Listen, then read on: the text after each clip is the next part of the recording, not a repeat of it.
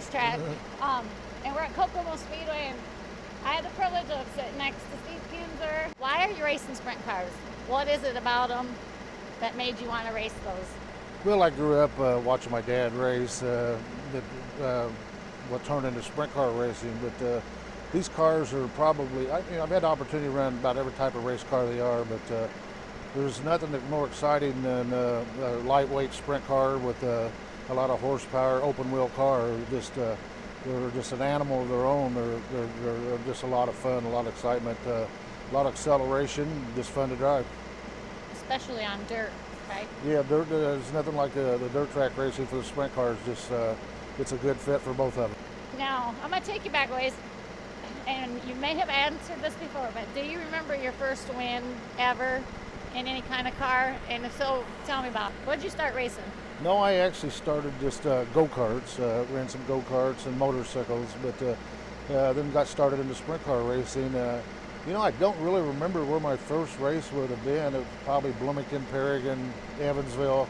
I can't actually remember where it was actually at, but they all sort of, we got to win in racing, they all bled in. We was sort of winning wherever we was at there. But I think it was at Bloomington, I'm sure. Bloomington will chime in, I'm sure, if they see the video. So some of these questions are hypothetical because I like to ask a little bit different questions instead of all the statistic questions. But if you were restricted to race at one track each weekend in Indiana, you got to think of all the variables. You have to race there every weekend and no other track. What track in Indiana would you pick? Well, I don't know. I would hate to have to think I just had to run one racetrack, but if I had to run every weekend in Indiana, boy, I don't know. Do you like the big tracks like Terre Haute, Lawrenceburg? Yeah, I mean, I enjoy running the half miles a little more than probably the shorter tracks. I've always enjoyed running Evansville an awful lot. It's always been a track that I've run really well on. But we've ran awful good at Lawrenceburg over the years.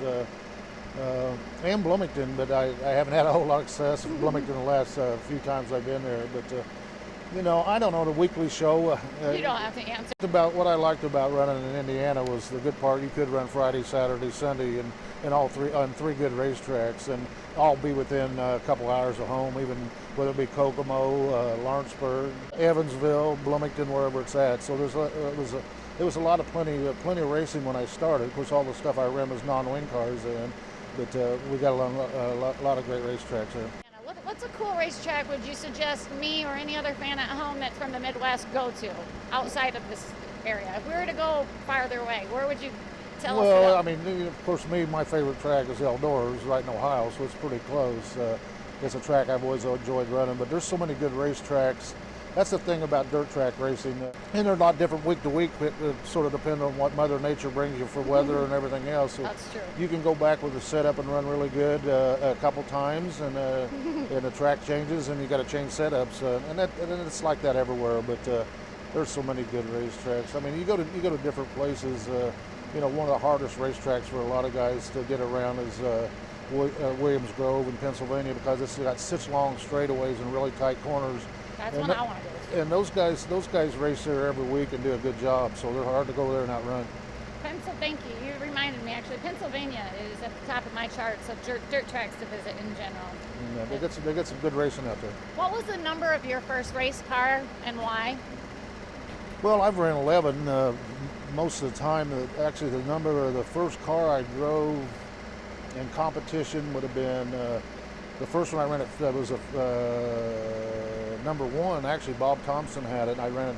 That's the first one I competed in. And then I ran a 56 car, which was a second car to my dad that Jerry Shields had. So I ran it. And then we started running 53, which was a number my dad had for a lot of years. So I ran it, and then we got into the 11. I've been on 11 ever since. What's 11 significant? Well, actually, it was just Carl Kinser had it on his race car, and I drove for Carl for 14 years. And then and when I started my whole race team, there wasn't nobody using the number, so I sort of put it on my car. Took over it. What was this is not a fun one, but and I'm sure you had a few of these, but what was one of your scariest moments in racing that stands out to you that comes to the top of your mind when I ask that question? And where was that? Do you remember? And roughly when? You know, I've been pretty fortunate. I've racing's not. I mean, I've had the back of my legs burnt and down in Tulsa, Oklahoma, and I took a pretty good ride here one night on a non-wing race, just qualifying. We'd ran Eldora and won the race that afternoon, and come here and they had to haul me off to the hospital here. So, you know, my scariest moments is watching my kids start racing. That's my scariest moments I've had in racing. That's funny. Oh man, this question right here. Off the top of your head, what's one of your proudest moments and accomplishments as a race car driver? Well, you know, would have to be the Kings Rolls and the Knoxville Nationals. Those are the biggest races to me in a year, and they still to this day are. Right along with that, it was set back running 8th or 9th and watching Craig win the Knoxville Nationals. That was in one of my race cars. That was really a big thrill for me. Remember what year was that? You know, I don't remember Ruffle. exactly what the That's year okay. was, but that was an awful proud moment too. And this year, you've just come off on a win recently, haven't you? No, actually, that was Craig one just a couple weeks Oh, was ago. it? Yeah. So I'm not a very good reporter. That's why I don't do stats. no, you know. I remember reading Kinser and just go. Oh, But we've been running not as good as what we have in the past years. You get a little bit overweight and age comes on you. Sometimes it's you're not quite as sharp as you used to be. Are you having fun though?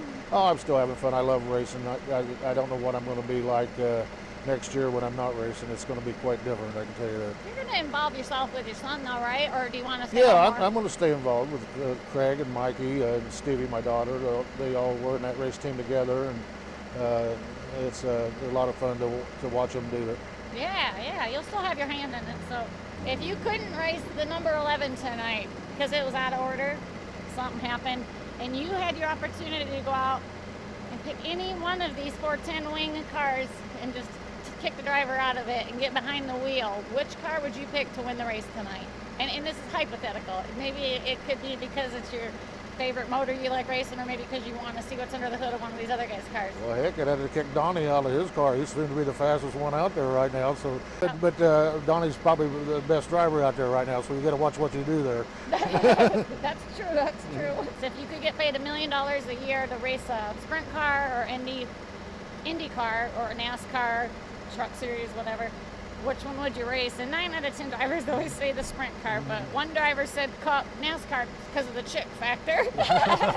Well, at my age, that don't come into play a whole lot right now. So, you know, I've like I said, I've got to run stock cars and I've got to run Indy cars, and I always enjoy the open wheel cars an awful lot. So, I would say if I had to run, my body style probably fits a sprint car better than anything else, but. I definitely had a good time running Indianapolis the year I got to run it. That was an awful special event for me. By growing up in Bloomington, just 60 miles south of Indianapolis. Actually, it's the only Indy race I've ever been to yet to this day. I've not got to see one growing up as a kid. So, but like I said, how long ago was that roughly? 10 years ago? That was I came to 94 or 5 or somewhere I'll in have there. to look That that was up. yeah, but it's I would have to Sprint car's I fun. think the sprint cars would have to be it for me. I know, and I figured that. Now these are just some fun random questions. Do you remember off the top of your heads, what's the craziest thing a fan's ever asked you to sign? Oh, I've had a lot. I don't know if I could come up with anything off the top of my head. But that's PG rated. Every time you think you've signed everything you could probably imagine, there's always something comes up different. That's the amazing thing. And how people come up with some of the stuff, I don't know. That's cool. When you were a kid growing up, do you remember your favorite cartoon when you were a kid? Oh, I don't know. When I was a kid, they didn't have a whole lot of cartoons on TV. Oh, geez, you act like you're 90 years old. I must have watched Superman a little bit, because I remember one time I was out in the front yard and had a cape on my back, and I was climbing a tree and a limb broke, and I flew to the ground and broke my arm as a young boy. So That's cool. so we'd have to be in there. So I know you're racing a lot and traveling, but what would someone catch you watching on TV this day and age? Today? Oh, I don't know. I still watch a lot of sports channels. I don't watch near as much TV as I used to, but you know, I always enjoyed sitting down on Sundays, and that's what I liked about having my Sundays off. We didn't run a whole lot of Sundays.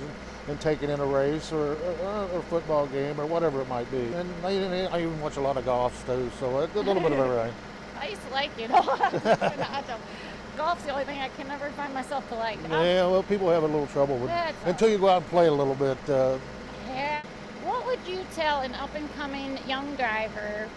I know a 16-year-old I recently met. I won't name his name, but he's really good behind the wheel, and he's racing on a wing car. What kind of tips would you give him to be successful as a race car driver?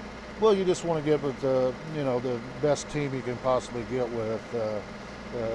I mean, there's nothing like it takes more than just a driver. Even though there's a lot of drivers out there that's got a lot of talent, but they are them special drivers that seem to be able to get just anything around there is. But you want to have as best equipment as you can possibly have, and there's a lot of drivers. To be a driver, you need to learn a lot about the car and set it up and get a feel for the car. But there's so much talent out there now, young talent out there. There's some of those guys that can, even if the car's not right, they can take it out there and get it to the front.